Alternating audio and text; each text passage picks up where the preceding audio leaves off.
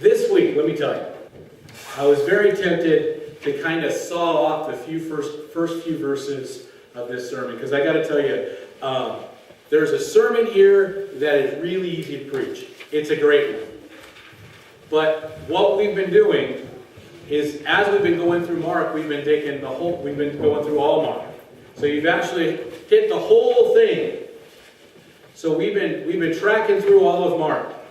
And what happens is Mark chapter 10, which is where we're going to be at right now, is a little bit rough.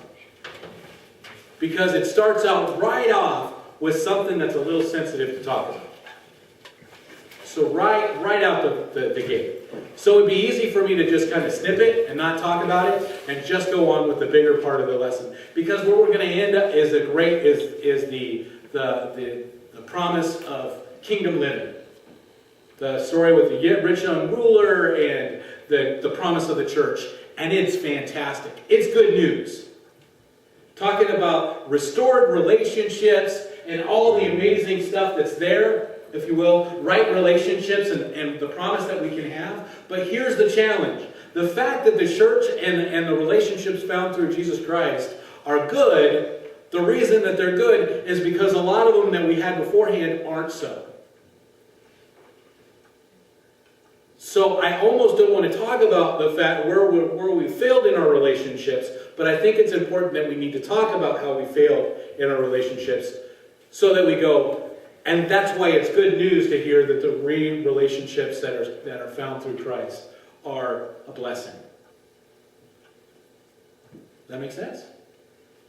So when we're talking about relationships, what we're looking about here is we're looking at relationships kind of as they should be.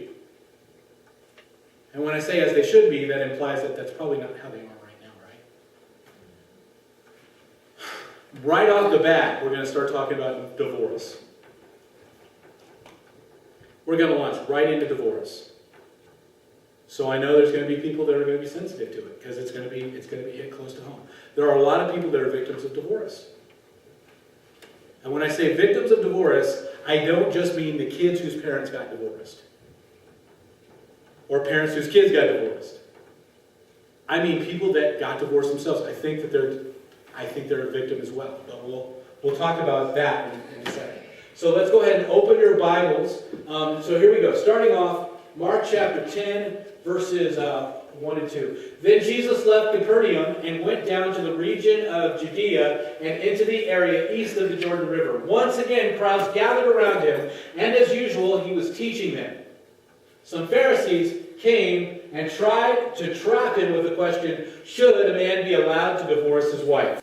I always think it's kind of interesting because we've been watching kind of the whole flow of the narrative. So Jesus where is he at? He's about ready to cross the Jordan River. Now, remember how before, just in the last few weeks, we saw how he modeled kind of taking the mantle that Joshua did from Moses, passed it to Joshua, and then Joshua crossed the Jordan River, right, and went into Jericho. So guess what? If we keep reading Mark, where do you think we're going to end up at? It's kind of the same picture. It's kind of taking the land. And then we're going to go to the triumphant entry, but just kind of give you the map of what's going on. I think that's exciting. But coming back to this, what we see here is this hypothetical trap. Hey, should a man be allowed to divorce his wife? I don't know. A lot of times, as a pastor, as a Christian, I get asked hypothetical questions. Now, sometimes it's a way for people to protect themselves. They're saying, hey, I've got a friend that has this problem. Who has the problem?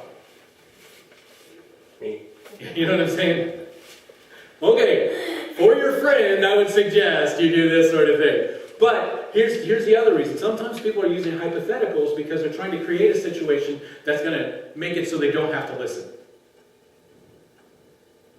They try to think of the most obscure example and apply it to everything. But what about in the case of, what if there was a dinosaur? I get it from my kids all the time. I love them, but they give you a good example of this. Stay in the car. Oh. I'm gonna go get a pop inside the car for you guys, or I'm gonna go inside and I gotta run right in or run right out. I need you to stay in the car. But Dad, what if the aliens come? What if a meteorite happens? What if the car catches on fire? In this case, are they really looking for the examples? No, they're looking for a reason for them not to be able to listen to me, right? But we do it all the time. When people share the gospel, so oftentimes people come in and go, but, okay, so you got to know Jesus to go to heaven, but what about the tribe that's in the middle of the jungle? Deep, deep, deep in the jungle that's never heard of Jesus. Are we really talking about that? Or are we trying to find a reason for you not to have to believe? Sometimes the hypothetical challenges are indeed that. Sometimes there's somebody that needs help, the friend that has a problem. Sometimes I like to try to get it to real. Okay, listen, let's not talk hypothetical, let's talk real. Are you hurting? How are you hurting? How is this person hurting? How can we help them? Hey, what about that guy in Uganda or in darkest jungles of Borneo or something that's never heard anything? Oh, you're really concerned about fantastic. Here's the gospel. They've got flights to Borneo every Tuesday. Go tell them. Hey, if you're worried about the word getting to somebody, that's probably because God's saying, hey, you need to take the word to that person. You know, it's funny when I say that, then suddenly that becomes, nobody gives me that hypothetical anymore. They think I'm telling them to go to missions. They're like, I don't want to go. Surely. Okay, but the hypothetical challenge is just that. Well, they're offering this. Now, I got to tell you, this hypothetical challenge is kind of one they're talking about divorce. Now, just because we've been reading in Mark, do we remember, just a few chapters back, why is it that John the Baptist got killed? Do you remember what it was? What got him arrested? He was saying that a man, he was married, his brother's wife. There you go. Yeah. And I think she divorced him, or he was killed. Yeah, here it is. She got divorced, married. Yeah. So he was preaching against divorce, and because of that, he got arrested. And she angled in to get him executed. So one thing, so what the Pharisees are doing with this hypothetical trap is they're trying to get Jesus arrested. Because you know what? If the government takes care of it, they don't have to worry about him anymore. The other thing is they're asking a question that was a great debate within the land right there. There were two major schools of thought. Half of them thought that you could get divorced if your wife cheated on you. Then that's when you could get divorced. The other half thought that you could get divorced if your wife overcooked your meal. Right? Now, if Jesus says he supports either one of those sides, he's turned off half the crowd. It's kind of like, Jesus, get on the record. Are you a Democrat or a Republican? Because they know as soon as he says he's a Democrat or a Republican, half the room's not going to like him. And all you have to do is keep, slicing away the support. That's what they're looking at doing. Also, they figure that because Jesus seems to be talking absolutes, he might even say something totally unpopular. And the whole crowd will, or something that seems very mean. Gosh, what if he says that you can't divorce anybody? We can all think of a hypothetical situation where, oh boy, I got this aunt or this cousin who's married to a real jerk who beats him up or whatever. Surely in that case, right? Trying to find a way so Jesus doesn't care about the aunt that's getting beat up. That's what the trap is. The trap is built to do that. We see the trap today in America all over the place. All over the place. No matter what the event is, they'll come to try to trap the church sometimes. Hey, you want to go on the record? What does the church feel about this? Well, why are you asking the question? It's another hypothetical challenge. Well, they're asking this hypothetical challenge. So, Jesus turns it on its ear. He says, Jesus answered them with this question, what did Moses say in the law about divorce? Well, he permitted it, they replied. He said a man can give his wife a written notice of divorce and send her on his way. Now here's the neat thing that he just did.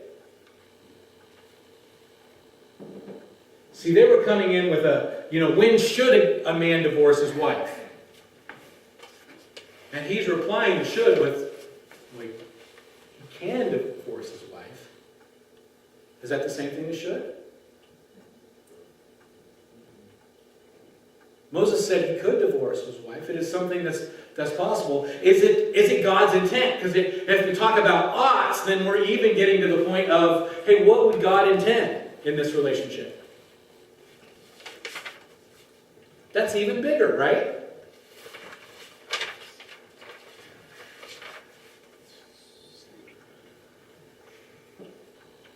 But Jesus responded, he wrote this commandment only as a concession to your hard hearts. But God created them male and female from the beginning of creation. This explains why a man leaves his father and mother and is joined to his wife, and the two are united into one. Since they are no longer two, but one, let no one split apart what God has joined together. Isn't it funny that we read, this is the text that's read in all sorts of marriages, but where it's at is in a question about divorce? You've heard this quoted in probably most of the marriages you've gone to. Did you all know that it was nestled in the teaching of divorce? Isn't that odd? No, not the way God works. It's not, because here's the deal. I love that analogy. I got it. All right. The first thing that happened is God is flipping it on the air, or Christ is flipping it on the air right there. They're asking, how can we get out of this contract? In what way do I have to not honor my contract? And Jesus is talking about the contract. What about how should I fulfill the contract?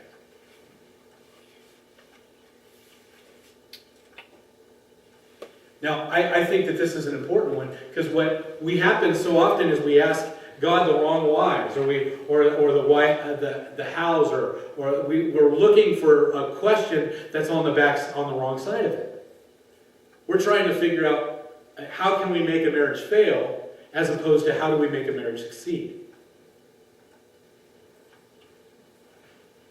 I mean, what if? So this was the great debate. The great debate was half the room was thinking that you could get divorced in these specific situations. You could break the contract in these certain situations. The other half of the room was thinking you could break it in all these situations. And that was the debate. What if the debate was, how can we be the best husband? And 50% thought the way that we could be the best husband is we bought our wife flowers on Friday. And the other party thought that the way that they could be the best husband is if they bought their wife chocolate on Friday. And that was the great debate. What if that was how we were set up? I got to tell you, I know people that passionately believe that it is important to have date nights in your marriage. And they passionately believe that. And I know that other people that think that that the important thing for them to do is that they have family meetings or family, discussions or planning sessions. And they think that's the key to a good marriage. And they believe these things passionately, but we don't have debates about that. We debate about how can we break the contract. That's the problem. The problem is we got the relationship all backwards. Now, I wanted to do this analogy. I'm not going to do it. It wouldn't work well on video, though, so I'm on video. But here's the thing. If the truth is what Jesus said, the two become one, we can't unseparate it. I give this teaching when I was doing pre-marriage counseling with the Marines and sailors and coasties and everybody that I worked with. I'd sit down with the pre-marriage counseling and I'd talk about divorce. And my opening thing about divorce is, hey, listen, guys. The first thing I should tell you about divorce is divorce doesn't exist. And then they thought I was silly because, of course it does exist. We have a word. It's called divorce. I said, well, here's what I'll say. Divorce doesn't exist the way that you think it does. The way that it's advertised. The reason that people that go through divorce, whether or not they're the people that divorce each other or the children or grandchildren, whatever, they're victims of divorce is because they approach divorce like it existed in one sense, and it doesn't exist in that one sense. For the young people, I use a video game analogy. I would say what it's like is like people go up to a save game portion where they can save the game at this one point, and that's right before they walk down the aisle. And the moment they walk down the aisle, they go through marriage a couple of years, and you know what? After a couple of years, they figure it doesn't work. Well, all you can do is you just restore the saved game, and it goes back to life right before they walk down the aisle. Is that what happens? It doesn't.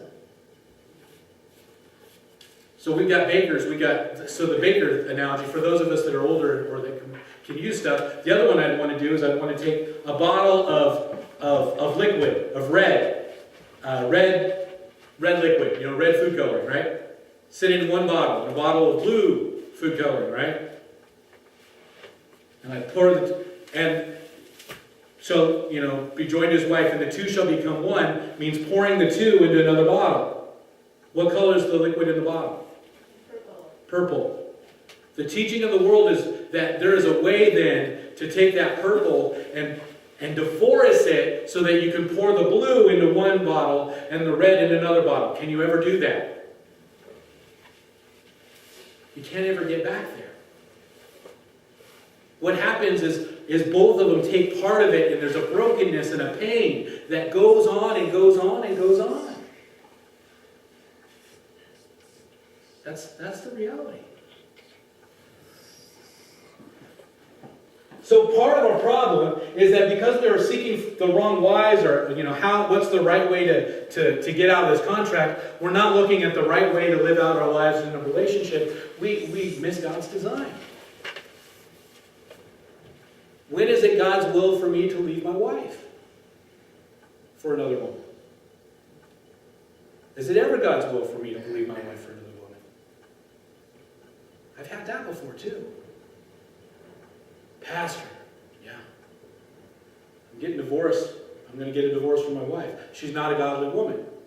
However, this other woman, she really believes in Jesus. And divorce this woman so I can marry this other woman who really believes in Jesus because the Holy Spirit is leading me to her. And I say, yeah, the Spirit, not the Holy One. There's a point in the Bible where God calls a prophet to go and get reconciled with his first wife who was making a living how? As a prostitute. Well, that's a heavy teaching, right? I told you, it's heavy lifting. But what we're looking at is we're looking at a problem here. Well, it gets even better. Just wait, it gets better. All right, continue on, verse 10. Later, when he was alone with his disciples in the house, they brought up the subject again. Why did they do this? Well, because he just told them that divorce doesn't exist. They all believed that the question wasn't whether or not you could divorce your wife. They were wondering, when do you get to? When do I get to divorce my wife? When do I get to trade her in? You don't ever get to trade her in. He told them, whoever divorces a wife and marries someone else commits adultery against her. And if a woman divorces her husband and marries somebody else, she commits adultery. Boy, this is a big teaching. That's rough, right? The reality is there's this intertangledness of sin. And when we're talking about sin, understand, sin means missing the mark. It means that you don't have what God initially designed. To have what initially designed, you start out with one woman. You don't sleep with her until you get married. You stay with her until one or both of you are dead. High five. That's the design. That's the target we're aiming for. Anything else misses that mark. Now here's the news. Guess what? We're all wrong. We've all messed up. Because here's the thing. I almost hear it. You almost hear the but in the disciples, right? But surely, we have all these people that have been remarried around us or that have been divorced, and we're looking at them and we're like, but are we saying that they're wrong or they're evil people? No, they're struggling. Listen sends an event that happens that causes pain and struggle, and we're trying to figure out how to make things work from then on. The good thing is that Christ comes in and restores all sorts of things. So the first thing we need to do is we need to recognize that we messed up when it comes to marriage. And I don't just mean people that have been divorced, remarried, or divorced other people, or had parents. We're not just talking about them, because guess what? The disciples were had problems too, because the disciples were the ones that were like, Jesus, we don't understand this teaching, because we were thinking that when we looked at a marriage, we needed to figure out how can we get out of the marriage. They had a wrong view of marriage too. They didn't understand. They thought that two people just got together, and if they're in certain conditions, you were allowed to separate the two people. Jesus isn't talking about that. He says the two liquids mix into one bottle. You don't ever can't demix it. It doesn't happen that way. Anything that happens ends up with pain and hurt and everything. And anything that mixes up after that is going to be challenging. There's always going to be challenge. For those of you that have had a divorce or remarriage, you never get rid of your partner. For the young person that I'm talking about, your wife, if you're struggling with your wife, when we get divorced, she doesn't stop being your wife. We just put EX in front. You don't stop having a relationship with her. It just becomes potentially a perpetually bad relationship, right? They never become somebody you never met. They're always that relationships. Oh, it's a struggle. But that's the messiness of life. So the first thing we need to do is recognize that it's messiness. Let's not call what's messy, oh, this is fantastic. It's not fantastic. It's a struggle, and because it's a struggle, we should know it's a struggle. So we should take it to the cross. Not just the people in divorce. Everybody, because we've all failed, because we've all thought about that. We've all thought that way. I like this one. Instead of thinking about how we get out of something, why don't we think about how can we fulfill it in Jesus' intent? What if we fought so hard about that? Now, this is marriage. Guess what? Mark is going to go through all of them. So I'm starting out with marriage. We're going to end up talking about relationships, like I said, we're going to end up talking about relationships found in the kingdom, found with Christ. But before he has to talk about the hope, he has to say, hey, listen, we're all struggling in the messiness.